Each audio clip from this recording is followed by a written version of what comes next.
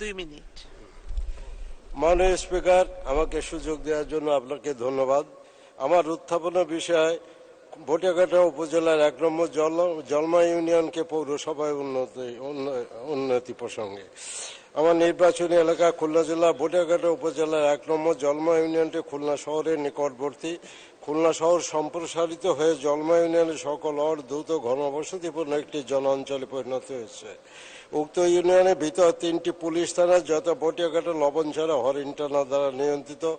জলমা ইউনিয়নের মধ্যে খুলনা বিশ্ববিদ্যালয়ের F6-এর কার্যালয়, Sheikh Russel eco park, Khulna Mongla rail bridge অবস্থিত বিভিন্ন প্রকার ব্যবসায়িক স্থাপনা রয়েছে।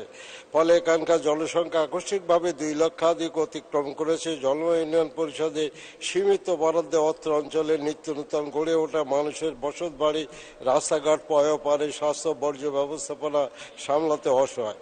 দ্রুত বর্ধনশীল জনপদের অপরিকল্পিত শহর গড়ে ওঠার কারণে নানা প্রকার সমস্যা তৈরি হওয়ার ফলে বর্তমান ইউনিয়ন পরিষদের পক্ষে মোকাবেলা করা অসম্ভব।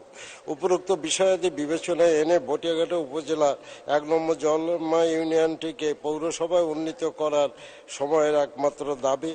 উল্লেখ্য, এই বিষয়ে নবম সংসদ 2010 সালে আমি মহান সংসদে উপস্থাপন করেছিলাম। বিষয়টি জরুরি, জনগুরুত্বপূর্ণ সম্পন্ন বিধায় এ বিষয়ে কার্যকর পদক্ষেপ গ্রহণ করার জন্য মাননীয় স্থানীয় সরকার পল্লী উন্নয়ন সমবায় মন্ত্রী মহোদয়ের মনোযোগ আকর্ষণ করছি। আপনাকে ধন্যবাদ।